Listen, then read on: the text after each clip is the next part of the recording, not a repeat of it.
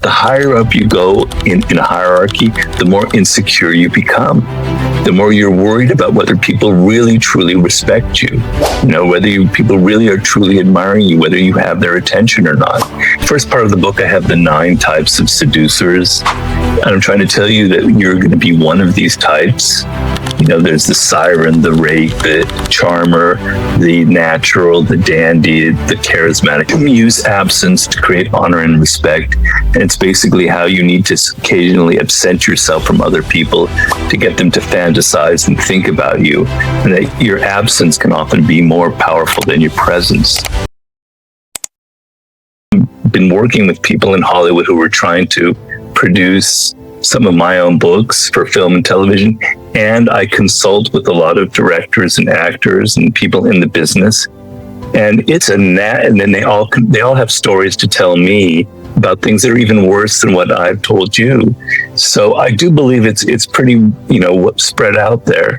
And even though things are getting better in some ways, they're trying to diversify Hollywood, with more women and more ethnicities, etc. Still, that old kind of power dynamic is there because it's an industry that it's always been like that, going back to the earliest days in the 1920s. And so I don't think that's ever really going to change. There is one industry I can tell you that's even worse than Hollywood, which is I've learned through my, exposure to rappers, etc., is the music industry. The things that go on in the music industry make Hollywood look like kindergarten. The only thing that's the film business is different, I think, than those other examples, because to make a film and market it, you really, really are dependent on the Hollywood power structure. You could make your film cheap on an iPhone, for instance, which people do nowadays, and film it, but you're not going to be able to get a theatrical release. You're not going to be able to get it streaming on Netflix, etc. So you are very much dependent on the old power structures there. So that kind of democratization that's very positive that's going on with the internet, it's happening a little bit in Hollywood, but I think it's going to reach a limit. With so many things being streamed, there's a lot of deception going on, a lot of funny marketing, funny accounting going on to hide the revenue streams. And then people who are fresh, who come into the business early on, they sign contracts without realizing they're signing away all the ownership to their work. Ooh. It was 50 Cent who kind of revealed a lot of this to me. And he said, he grew up on the streets of Southside Queens, dealing crack, seeing people murdered, dealing with hardcore stuff day in and day out. And he said, nothing had ever prepared me for the shit I saw in the music business. It was worse because at least on the streets, people were direct. And you kind of more or less knew where they were coming from, but he never knew where these people were coming from. And it was very disorienting. I don't consider myself an expert on that. The people who know more than I do. But the number one complaint I hear, and I hear it more often from women, but I also hear it from men, is not that the man keeps seducing me day in and day out, but that he started taking me for granted. He's become so familiar. In the beginning, he started taking me out to movies. He took me to exotic places, great restaurants. He dressed well. He was kind of doing things that were very exciting. And now 6 months into the relationship, he doesn't do anymore. He doesn't put any effort into it. He's stopped seducing me in some way. He's become too familiar. And it could be he or she, excuse my use of only that pronoun. And so the idea was, and I wrote about this in the Art of Seduction, I think it's chapter 24, is that you want to keep seducing the person that you're in a relationship with. You can't do it with the same intensity or it'd get tiring for both of you, right? Because we do want to settle into a relationship. We do want a degree of familiarity with the other person. We do want to feel comfortable. But upon occasion, you have to go back to those original moments that sparked your desire for the other person, that made that connection so electrifying between you. And you need to revive it. And you need to do some of the things that you did before. Whatever that is, surprise them with a gift that says something personal about them, or take them to some place that they're not expecting, to keep surprising them. Because once the mystery is gone, once people are so familiar to you, there's something that's lost in there, And so it's not that you're constantly seducing them. I don't think that's even possible. It's that you don't lose the sense of the fact that you have to think about the other person and their spirit and do things that continually surprise and excite them. I don't think there's anything amoral or wrong about that. I think it's very healthy. Things like numbers and colors, they have a kind of a primal effect on us. You can't ignore this sort of nonverbal, primitive side of our nature. And so, like the color red, as people know on who design like Facebook, as a button has this certain effect, whereas black has this effect. The number 48, for some reason, kind of has this sort of, it just seems definitive. Where, I started out researching all of the great power people and influencers throughout history and all cultures, and all the power games that were kind of the most sexiest, the most interesting. And out of that, I kind of derived these patterns of behavior that transcended time and culture. And I had 72 of these patterns originally, which were to be loss of power. And slowly I started eliminating them because this didn't seem strong enough. I started combining them, getting rid of them, and I ended up with 52, if you can believe it or not. And publisher said, 52, it doesn't sound good. And it also sounds a little pat. It sounds like you meant it to be 52 weeks of the year or 52 cards in a deck. We prefer the number 48. Search and find the stories. And by far, I was the most successful researcher there. But I was making too many people above me feeling insecure, like they weren't getting credit for things. And they started making my life miserable, and then they fired me. And I couldn't figure out why. I had the best record of all. Why would you fire someone like that? Well, ego matters more than results in a lot of places, in a lot of work worlds. And so, and the reason I like that story so much is I had heard somebody told me a story before all this had happened about Louis XIV, the great French king of the 17th century. And now he had a finance minister named Nicolas Fouquet, who threw the most lavish party in honor of Louis, the king, so that he could ingratiate himself into the king's favor and maybe be nominated as prime minister. And the party was so memorable. People wrote about it years later. It had fireworks, it had plays. I visited the chateau where it happened. It was just probably the most magnificent party ever thrown in the history of mankind. And everyone was like telling Nicholas, this is wonderful. Well, the next day he was thrown in prison, and he spent the rest of his life in prison. He had outshone the king. And I remembered that story years later when it happened to me, and I go, there's something true there. There's something elemental about human psychology. And years later, when I was first pitched the idea to the man who produced the 48 Laws of Power, I started with that story. And I told him, this happened 500 years ago when people were wearing powdered wigs and all these elaborate costumes. But the world hasn't changed. It's the same dynamic no matter where you are. So that personally is kind of maybe one of my favorite laws, and there are others, but that stands out.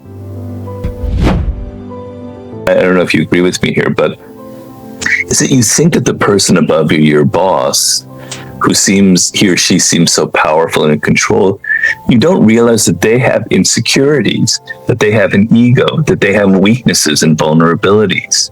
And you assume that if you say something that might be a little bit ambiguous, they'll laugh it off because they're so powerful. They don't care about me or what I say. But the truth is, the higher up you go in a hierarchy, the more insecure you become. The more you're worried about whether people really, truly respect you. Whether people really are truly admiring you, whether you have their attention or not. And so powerful people often have more insecurities than those on the bottom of the scale. And you go into the work world not thinking of the egos of powerful people, but it's very evident, and it can cause you a lot of problems. So interaction with boldness is not an evil law. It means when you start something, if you show that you are bold and decisive, people are attracted to that. I talk about play a perfect courtier. The world that we live in, every kind of time there's a power structure, it's like a court surrounding a king. And you have to be charming, and you have to be polite, and you have to be gracious in this court.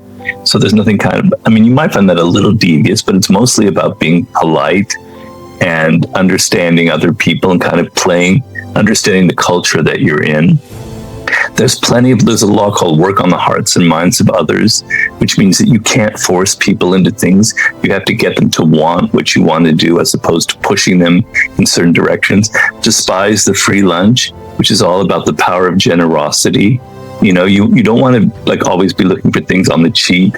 You don't want to accept things that are free. You want to pay for things, and you want to be generous with your time and your money and your energy. I mean, I could go on and on.